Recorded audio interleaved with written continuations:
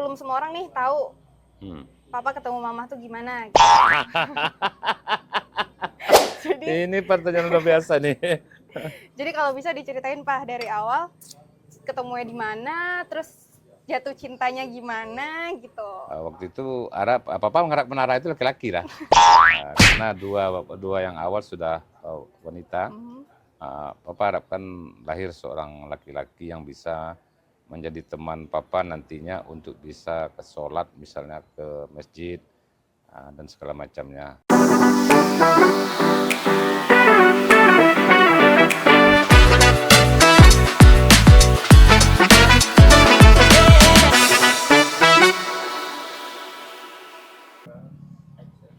Halo semuanya, jadi hari ini Zahra lagi ngopi santai sama papa dan pengen ngobrol-ngobrol beberapa hal juga. Dan mungkin teman-teman bisa enjoy juga video ini buat sedikit referensi gimana sih sosok Rusmail Anwar itu sebagai seorang ayah gitu. Nah, Pak, pertanyaan yang pertama nih, Pak. Kalau boleh tahu, waktu kecil itu cita-cita papa apa? Waktu kecil ya, Ya, cita-citanya dulu pengen jadi diplomat.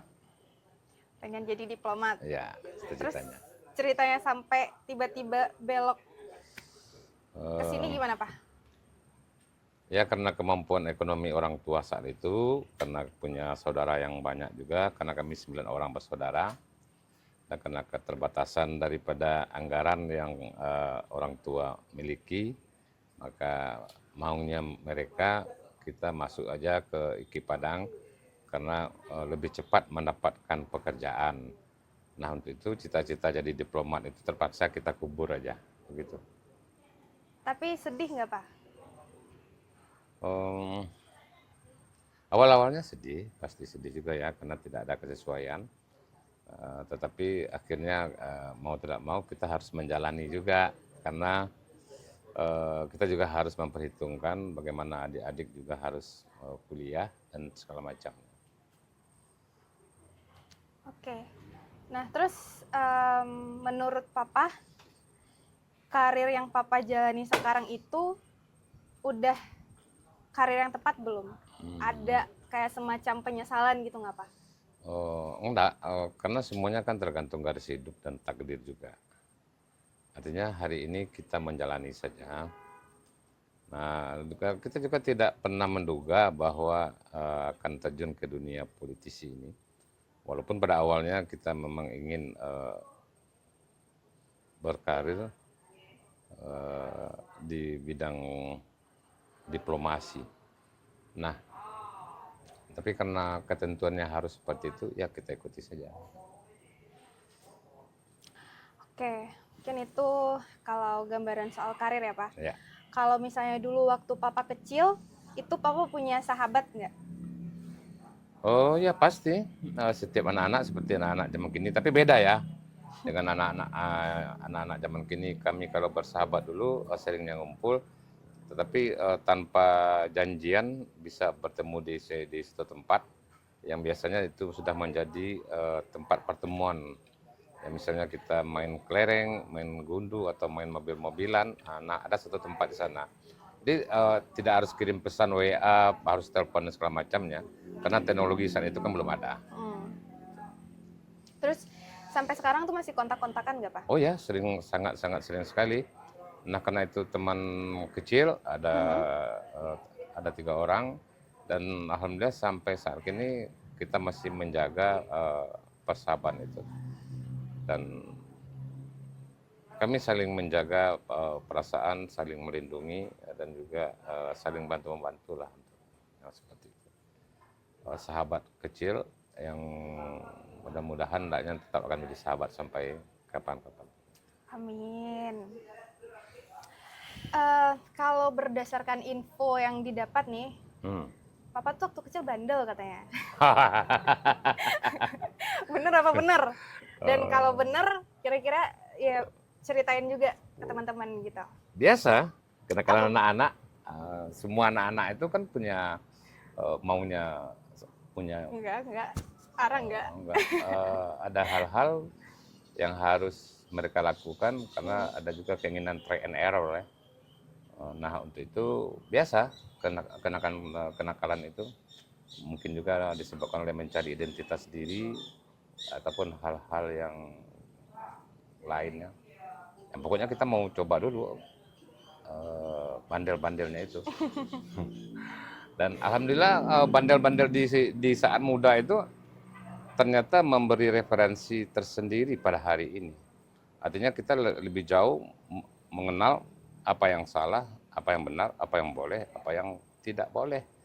Daripada menjadi anak baik saja yang tidak tahu garis antara salah dan benar, yang tidak tahu juga baik dan tidak baik. Nah, ketika kita melakukan kebandelan itu menjadi referensi pada hari kini, dan itu bisa juga kita pergunakan ketika harus memahami orang-orang lain, termasuk memahami anak-anak dengan semua kenakalan dan dinamikanya. Nah, jadi Ara begitu ya. Mungkin Ara juga bandel-bandel juga ya. Enggak. Bandelnya beda, bandelnya beda. Oh ya, mungkin bandel anak-anak dulu dengan anak-anak sekarang pasti beda ya. Iya. Karena kebandelan anak-anak hari ini didukung oleh kemajuan teknologi informatika. Kalau kami dulu kebandelannya belum ada hal-hal yang mendukung itu. Oke, itu berarti at least kalau kita bandel kita dapat pelajaran dan jadi lebih bijak ya Pak buat nentuin ke depannya gimana. Oh ya, tapi kalau misalnya itu kita mampu untuk bisa menyaring dan memisahkan mana yang hari ini menjadi hal-hal yang baik dari kebandelan masa lalu dan mana jadi hal-hal yang buruk di masa lalu itu. Dan ketika kita bisa memahami itu, kita juga bisa memahami kebandelan anak-anak muda hari ini. Karena kita sudah memiliki referensi awal untuk itu. Oke, kita beralih. Tadi udah soal masa lalu, udah soal karir, udah. Sekarang mau tanya soal keluarga. Kan belum semua orang nih tahu papa ketemu mama tuh gimana. Gitu. Jadi, ini pertanyaan luar biasa nih. Jadi kalau bisa diceritain Pak dari awal ketemunya di mana, terus jatuh cintanya gimana gitu. Sampai hari ini tuh masih bisa romantis dan so sweet gitu tuh gimana tuh Pak? Awal cerita mulanya tuh ketemunya di mana tuh? Ketemu mama itu pernah lihat di suatu waktu. Tapi hanya sekilas saja. Dan kita juga tidak tahu di mana rumahnya, di mana siapa namanya, dan siapa dia. Dan akhir itu kita cari informasi. Papa cari informasi langsung pada orang-orang, siapa namanya, siapa tinggalnya di mana. Nah, karena mungkin itu barang jodoh ya. Ketika lagi bersepeda motor sore-sore hari, ternyata mamanya Zara lagi berdiri di pinggir jalan mau menunggu mobil untuk pulang ke Amping Para. Nah, kita lewat, kita langsung mampir aja dan bikin mamanya kesal. Kita tanya 3 hal saja. Pertama, ini namanya Titi ya? Dia jawab, iya dah. Tinggalnya di Amping Barat ya? Iya dah. Terus, anak ibu itu ya? Iya dah. Habis 3 pertanyaan itu, papa pergi aja. Tanpa bercerita lebih lanjut, dan mama itu pasti kesal ya. Tapi sebenarnya kekesalan itu yang ditunggu-tunggu. Karena dia harus cari informasi tentang siapa papa dan segala macamnya. Nah, jadi itu mungkin pertemuan yang sangat berkesan bagi mama, bukan bagi papa ya. Bagi mama itu sangat berkesan karena membuat mamanya kesal dan segala macam, pasti cari itu siapa orangnya, tinggalnya di mana, dan bla bla bla segala macamnya. Nah, jadi pertemuan aneh itulah yang membuat alhamdulillah sampai hari ini kami masih bisa bersama-sama membesarkan Ara dan 2 kakak Ara dengan rasa kasih dan rasa sayang yang sama kami miliki. Mudah-mudahan sampai nanti juga dengan mama seperti itu. Kalau boleh tahu sosok mama di mata papa tuh seperti apa? Perempuan yang seperti apa? Oh, kalau hari ini pasti perempuan yang paling baik sedunia ya. Kalau hari ini mama itu tipikal yang sangat diimpikan dari muda dulu. Nah, maksudnya begini, dulu papa itu hanya punya keinginan kalau memiliki istri itu dari 2 profesi saja. Yang pertama profesinya guru, yang kedua profesinya medis. Masing-masingnya punya alasan yang berbeda. Kalau profesinya guru, kita berharap anak-anak nanti bisa mendapat bimbingan yang optimal. Nah, dari sisi tenaga medisnya juga seperti itu. Ada hal-hal yang harus diperhatikan untuk anak-anak ke depannya, terutama tentang pertumbuhannya. Jadi alasan pemilihan itu lebih disebabkan oleh mengedepankan keselamatan anak-anak ke depan. Nah, dan Bapak juga memilih bahwa yang akan menjadi pendamping itu adalah wanita yang berprofesi lebih mengutamakan sisi kemanusiaannya. Jadi bukan soal finansial, soal gaji dan segala macam, enggak. Tetapi profesi yang akan menyangkut tentang sisi kemanusiaannya. Karena bagaimanapun juga ke depannya anak-anak itu harus tumbuh dan kita memang menginginkan tumbuhnya itu lengkap lah. Artinya lengkap ya secara gizinya mama harus perhatikan itu. Karena bagaimanapun juga papa punya keinginan anak-anak itu nanti harus tumbuh, harus terdidik dan juga harus memiliki badan yang sehat dan segala macamnya. Jadi itu alasan dulu mau milih kenapa harus dari profesi yang berhubungan langsung dengan sisi-sisi kemanusiaan. Bukan berarti mengabaikan profesi lain sama sekali tidak, tetapi karena tanggung jawab guru tenaga medis itu menyangkut keselamatan masa depan, bukan hanya masa depan anak-anak, tetapi juga masa depan seluruhnya. Itu yang menjadi latar belakang pemikiran. Dan hari ini sosok mama adalah sosok yang boleh dikatakan sosok yang sempurna ya. Sebagai wanita yang kita idamkan, nah, semuanya ada pada diri mama. Apakah kepribadiannya, apakah caranya beribadah maupun membangun komunikasi, dan mama itu bisa memisahkan apa yang menjadi urusan papa dan apa yang menjadi urusan mama. Contohnya untuk hal-hal yang menyangkut tentang kerja papa sendiri, mama lebih cenderung tidak mau masuk ke ranah itu. Tetapi kalau diajak berdiskusi, mama baru berkenan memberi jawaban. Tapi selama tidak diajak berdiskusi, mama tidak mau masuk ke ranah itu. Jadi itu kelebihannya. Oke, itu tadi tentang mama. Sekarang soal Teta, Taci, dan Ara nih. Menurut Papa, hal yang paling sulit ketika membesarkan kami bertiga itu apa? Waktu membesarkan kalian bertiga, Papa masih jadi guru di SMK 1 Painan. Mama jadi perawat biasa di RSUD. Kemudian yang sangat sulit pasti dari sisi keuangannya. Membesarkan kalian bertiga itu punya kenangan-kenangan tersendiri. Si Teta sebagai anak yang tertua, sekaligus cucu yang tertua, itu hampir disayangi oleh semua orang.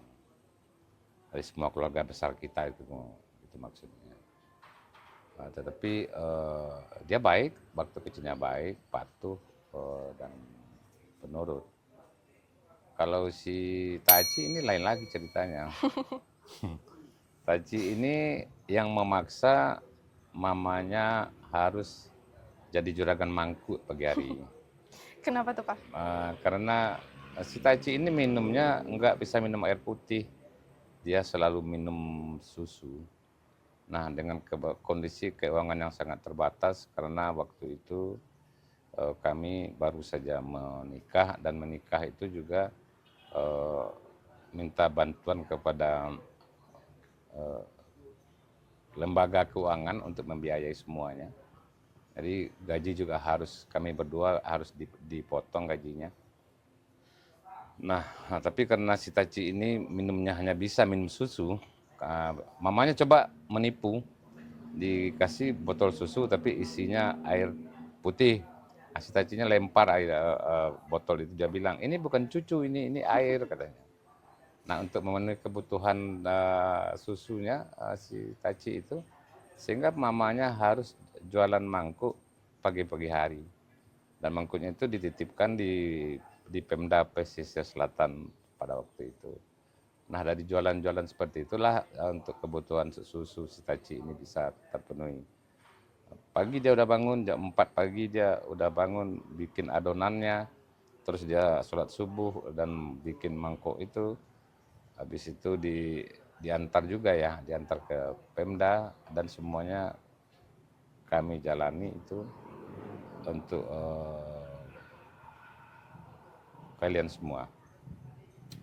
Kalau Ara lain lagi bandel-bandelnya. Oh, enggak bandel. Ara ini kan banyak sok-sok gaya, karena mungkin Ara dan Taci terpisah jauh sekali, kurang lebih 7 sampai 8 tahun ya. Waktu itu Ara, Papa mengharap Ara itu laki-laki lah, karena dua yang awal sudah wanita. Papa harapkan lahir seorang laki-laki yang bisa menjadi teman Papa nantinya untuk bisa ke sholat, misalnya ke masjid dan segala macamnya. Tapi karena Tuhan berkehendak lain, ya sudah, Ara datang dengan yang sama dengan kakak-kakak yang terdahulu. Ya. Tapi agak sedikit tomboy waktu itu. Tomboy sedikit, suka pakai singlet aja, suka pakai celana pendek. Karena masih kecil. Ya, waktu kecil-kecil itu. Nah, tapi apakah berat membesarkan kalian bertiga? Kami rasa tidak juga. Tidak ada penyesalan apapun. Yang jelas kami bahagia memiliki 3 putri, dan kebahagiaan itu ada sampai hari kini. Nah, bukti kami sayang kepada kalian bertiga. Waktu tahun 2004 kita membuat rumah yang di Rawang yang sekarang kita tempati. Itu di desain awalnya rumah itu rumah biasa saja. Tapi karena si Taci minta rumahnya itu rumah yang bertingkat, karena dia terpengaruh ketika melihat sinetron. Nah, dia bilang sama mamanya, Ma, besok Ayu tidurnya dengan rumah yang seperti ini ya, di lantainya lantai yang di atas ya. Jawab mamanya, nanti kita bilang sama Papa ya. Nah, di tengah jalan rumah itu harus ditukar desain lagi agar bisa memenuhi harapan Staci atau Stayu. Dan itu sebagai bukti kami tetap ingin memenuhi harapan anak-anak sesuai dengan keinginannya, karena kami tidak ingin ada kekecewaan bagi mereka. Walaupun untuk itu kami berdua harus meminjam uang di bank ya untuk menyelesaikan rumah itu. Dan alhamdulillah karena dua-duanya kerja dan bank bisa menggaransi satu gaji kita matikan dan satu gaji lagi kita pergunakan untuk hidup. Dan alhamdulillah 2004 rumah itu sudah bisa kita tempati bersama, karena waktu itu Ara masih usia 3 tahun ya, masih 3 tahun. Dan alhamdulillah sampai sekarang itu rumah yang kami bangun berdua dengan semua potensi yang kami miliki, dengan semua kemampuan yang kami miliki. Dan di suasana rumah itulah semua kasih sayang kita tertumpah, terbagi dan segala macamnya. Dan kita bisa tumbuh bersama-sama sampai hari ini. Dan mudah-mudahan rumah itu nanti akan menjadi inspirasi juga bagi kalian bertiga untuk masa-masa akan datang. Karena rumah itu punya riwayat tersendiri. Dan dengan bangganya kami bilang waktu itu, ini kami bikin dengan jerih payah kami sendiri. Karena waktu rumah itu kita bangun ya, Papa Aranya masih seorang guru di SMK 1 Painan. Dan Mama Aranya sebagai seorang perawat di rumah sakit.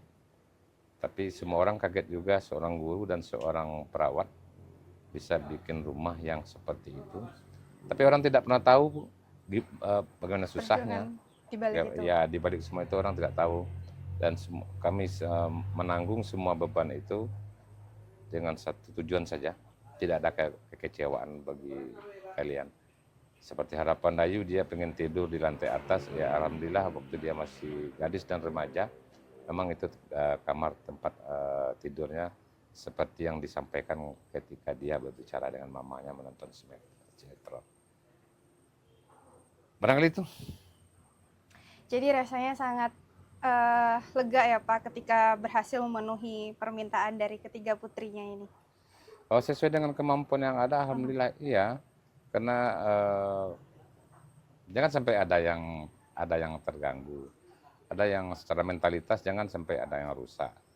Artinya jangan ada yang sampai patah hati, dan segala macam. Rasa berkecil hati. Iya.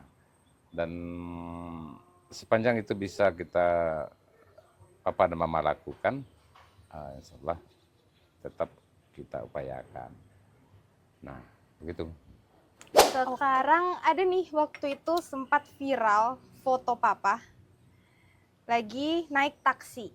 Ingat gak Pak? Itu. Nah, Oh ya. foto yang itu kan sempat heboh tuh di sosmed. Nah, ada nih Pak pertanyaan, kenapa sih Papa lebih milih naik taksi waktu itu gitu? Itu emang kebetulan hari itu lagi naik taksi atau gimana Pak? Oh enggak, bukan kebetulan, tapi memang setiap ke Jakarta selama jadi wakil bupati kalau diizinkan pergi, tapi lebih banyak tidak diizinkan pergi. Dan jadi bupati ataupun jadi kepala dinas pendidikan dulunya atau sebelumnya jadi kepala sekolah. Kalau kita jalan di Jakarta itu memang naik taksi aja. Kenapa Pak? Banyak pertimbangan sebenarnya. Artinya mereka yang driver taksinya juga cari uang, dan tidak ada salahnya kita memanfaatkan jasa mereka akan terima upah dari jasanya. Dan kan tidak ada juga kita yang tahu bahwa dengan hal-hal yang seperti itu kita sudah membantu meringankan beban keluarga mereka. Itu pilihannya. Dan biasanya kalau naik taksi itu, kalau Papa harus makan, bilang sama sopirnya, ayo kita makan dulu ya. Biasanya kan sopirnya lebih suka menunggu di mobil, tapi Papa selalu paksa untuk bisa makan bersama-sama dengan dia. Dan sebanyak perjalanan yang pernah kita coba, kita lalui, kalau ada 100 kali menawarkan makan ke supir taksi seperti itu, mungkin hanya 2 atau 3 orang saja yang berkeberatan dengan berbagai alasan atau sudah makan jawabnya. Tapi kalau yang lain, enggak. Artinya kita juga bisa merasakan susahnya membesarkan anak, susahnya membina keluarga dengan tanggung jawab yang begitu berat, apalagi di saat-saat seperti hari ini, ketika transportasi online itu menjamur di Jakarta, dipastikan mereka juga akan kekurangan pelanggan. Nah, maka kita coba membantu mereka dengan cara yang seperti itu. Bukan dibuat-buat, bukan untuk pencitraan, juga tidak. Itu bukan satu hal. Hal yang kedua, sebagai bupati Bapak bisa aja pakai mobil rental dan segala macamnya, atau pakai mobil yang kita titip di Jakarta juga seperti bupati-bupati lainnya. Tetapi kita tidak mau melakukan itu. Tidak maunya bukan karena pencitraan sama sekali, tidak. Itu lahir dari hati nurani. Karena banyak penghematan di sana. Sama kalau misalnya mau ke Jakarta itu enggak naik pesawat Garuda juga. Kadang-kadang naik Lion atau naik Superjet. Karena ada penghematan di sana. Kalau kita naik pesawat Garuda itu tiketnya mungkin mahal, 1.800.000, 1.900.000.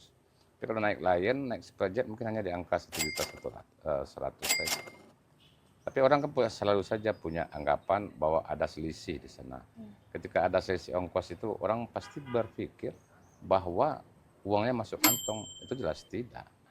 Karena tiket itu dibayarkan langsung oleh keuangan daerah dan tidak bisa selisih lebihnya itu Bapak yang memanfaatkan. Karena perjalanan ini sering ke Jakarta. Kadang-kadang 1 tahun itu bisa 100 kali misalnya. Kalau bolak-baliknya jadi 200, kalau selisihnya 800.000, itu angkanya cukup besar juga.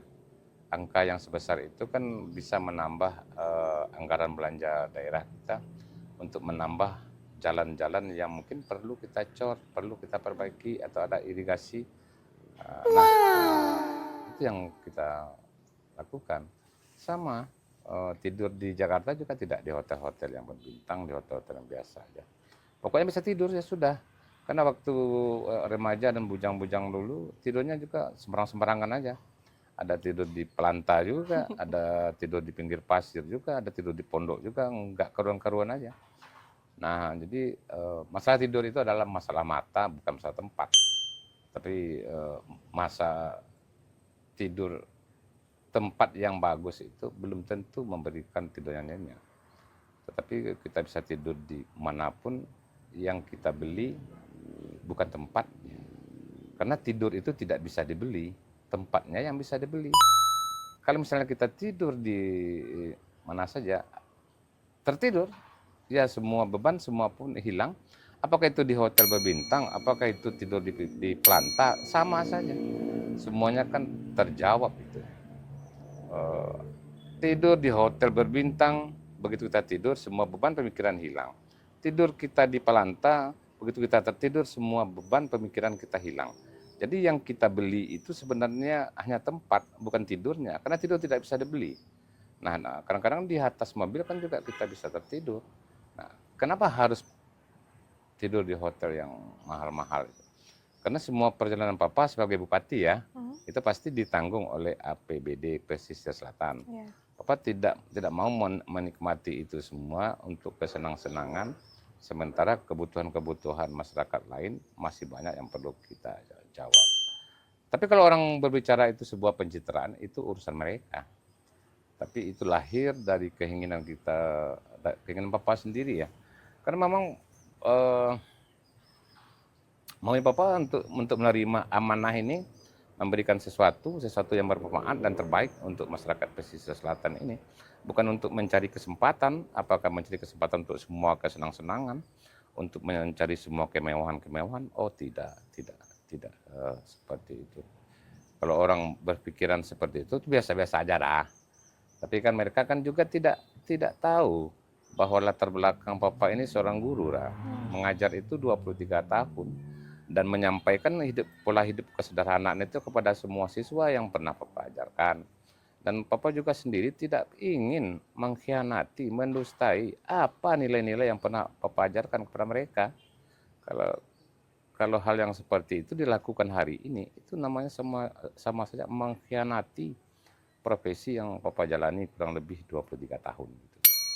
Papa senang hari ini ketika bisa memberi sesuatu yang bermanfaat kepada mereka, siapapun mereka. Papa sendiri tidak, mungkin ada lihat kan, tidak pernah membedakan siapapun. Papa selalu saja memandang manusia itu sama. Tidak perlu dibedakan. Strata sosial hanya pembagian yang ditentukan oleh manusia. Dan di sisi Allah Subhanahu wa taala mereka tidak pernah kenal orang kaya, orang miskin, orang berpangkat atau tidak berpangkat. Tidak. Itu strata yang diciptakan oleh manusia. Papa melihat lebih jauh di dalam itu. Mankind is one. Kemanusiaan itu satu. Tidak ada beda. Tapi kalau misalnya dibandingkan sama ya beberapa bupati-bupati lain yang kan ada juga Pak yang beberapa lumayan jadi kewajiban nih untuk kayak tidur di hotel bintang 5, terus harus punya mobil Alphard dan lain-lain kalau ke Jakarta gitu-gitu. Bapak pernah kayak ngerasa harus kayak gitu nggak Pak? Atau pernah ngerasa kayak apa dicobain juga ya kayak gitu, hidup kayak gitu gitu? Oh enggak. Kemarin Papa bilang sama Mama, Ini kan jabatannya udah hampir berakhir nih. Hmm. Periode ini mungkin kita perlu juga harus mencoba menginap di hotel bintang 5 itu.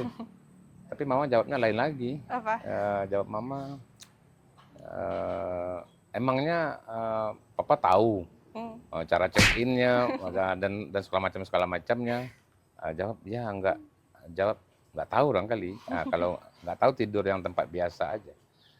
Kalau papa tidur di Jakarta, Ara kan lihat sendiri, kawan-kawan kepala dinas lihat sendiri, hanya tidur di hotel biasa yang hanya sewa per malamnya paling mahal 900. Kalau di hotel berbintang bisa 6 juta ya.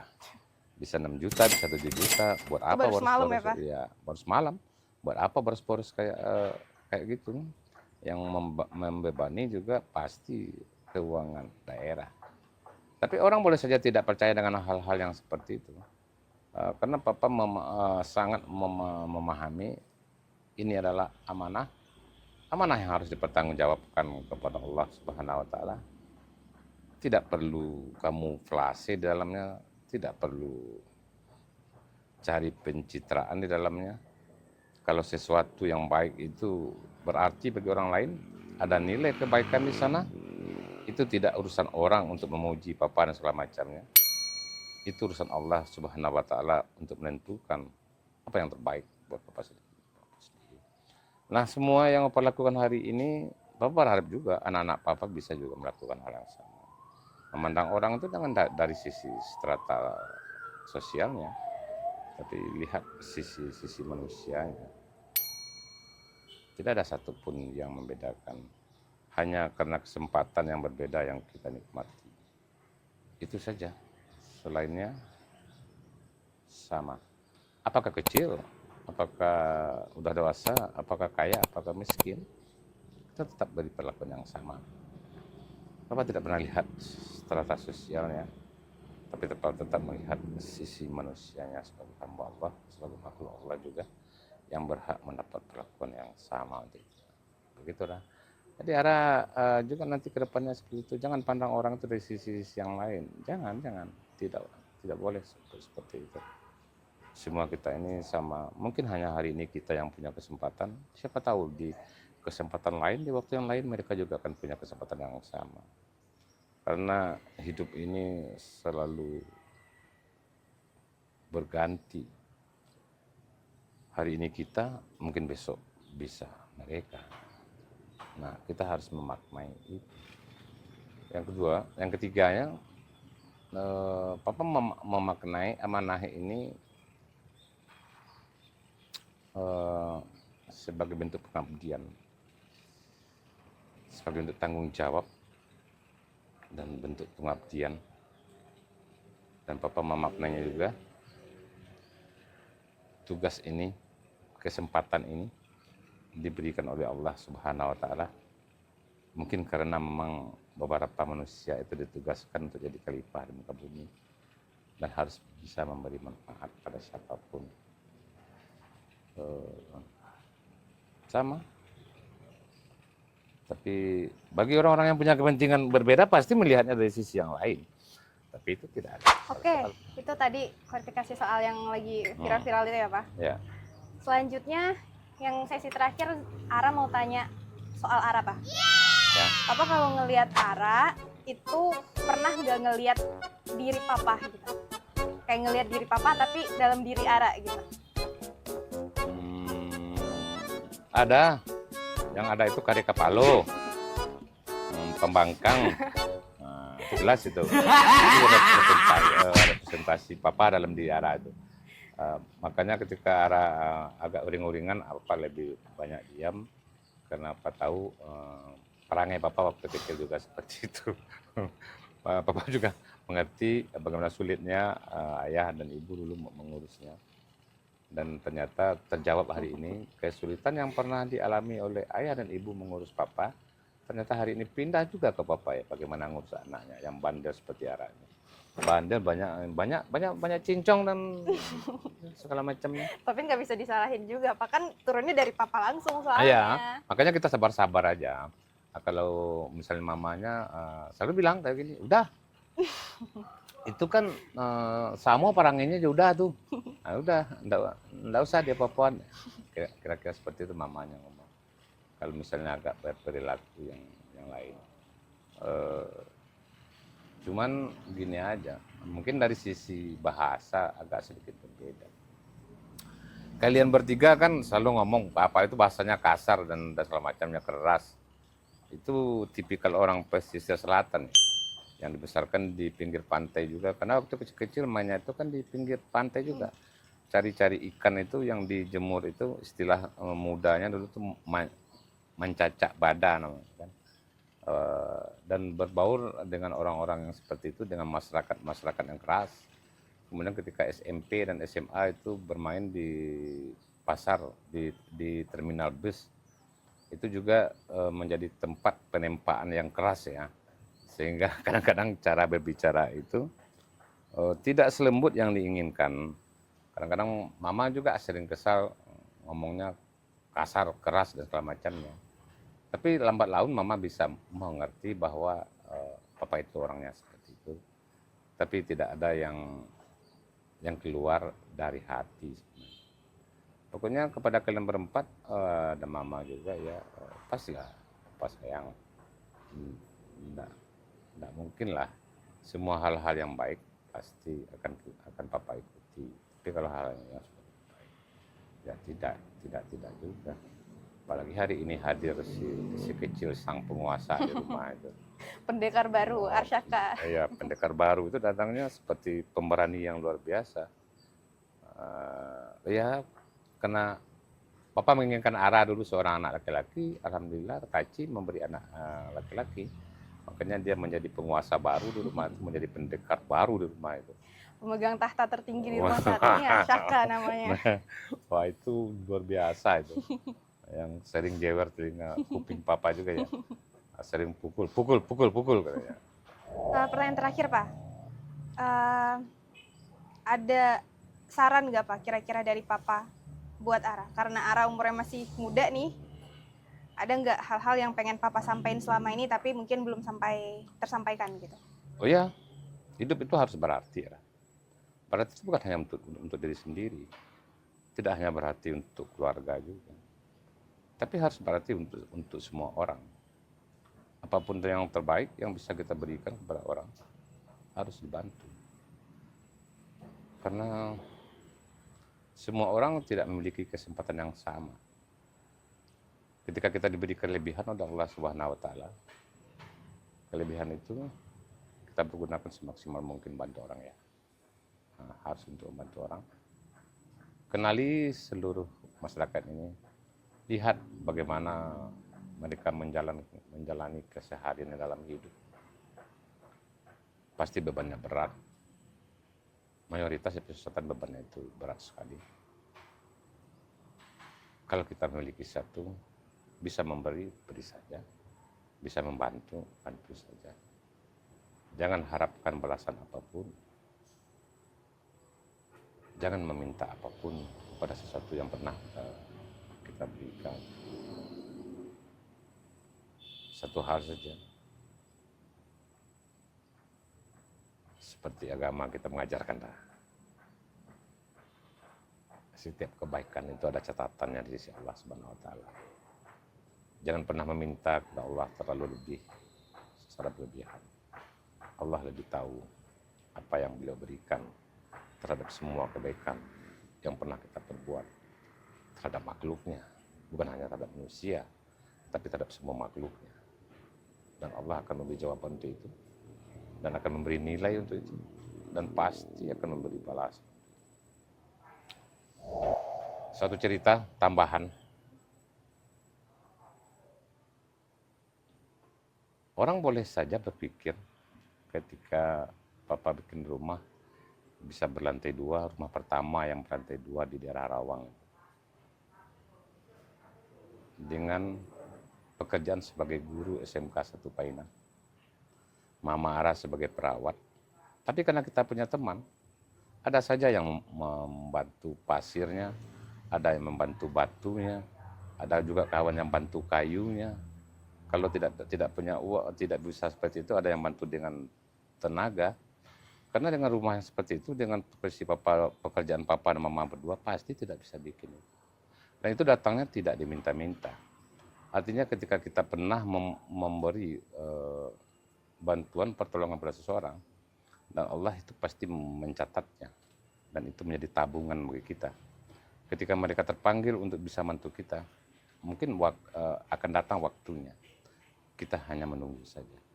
Dan semua yang akan membolak-balikkan hati kita, kata Allah Subhanahu wa taala. Jangan meminta terlalu lebih.